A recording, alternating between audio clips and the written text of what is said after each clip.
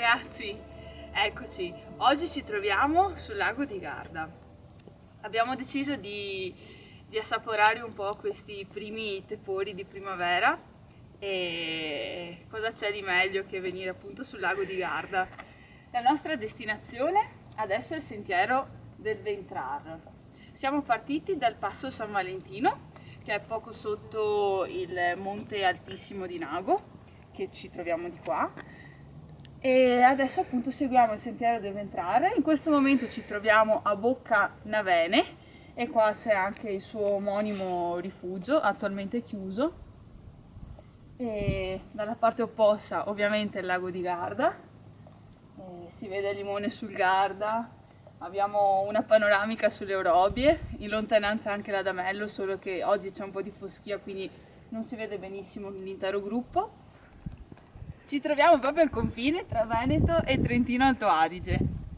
Qui abbiamo una mappa, eccola qua.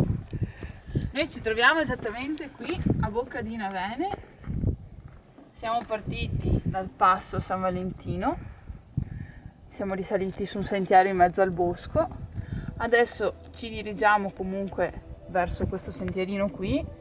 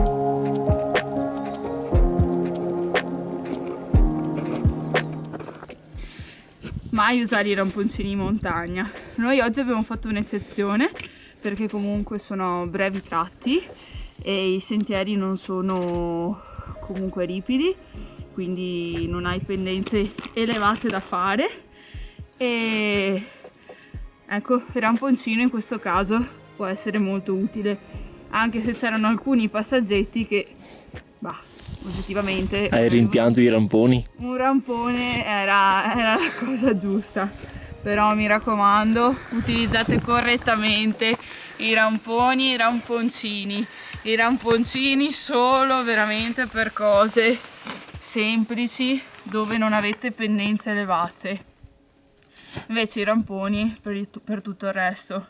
Noi oggi abbiamo preferito venire via con calzature leggere e ovviamente, non avendo un rampone universale, siamo portati via i ramponcini. Comunque il nostro è un itinerario molto facile, non presenta tratti comunque ripidi, a parte questo pezzettino qui, che fatalità è anche tutto in ombra, e essendo comunque la stagione inizia adesso, la stagione primaverile, abbiamo trovato tratti ghiacciati, se no solitamente comunque si fa anche senza.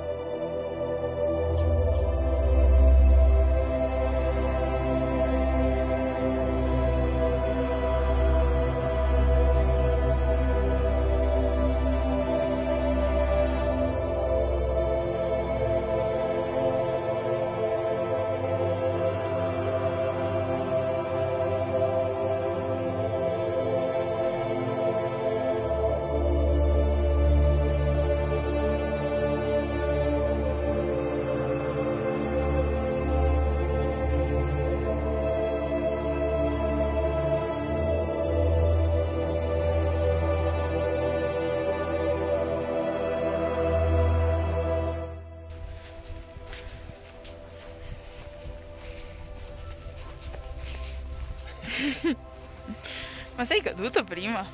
No, Come no? si vede. Ah sì. Sì, sei caduto sul fango. Mi risulta. È stata una scena bellissima. Poi sperava che cadessi anch'io e in realtà sono stata super brava.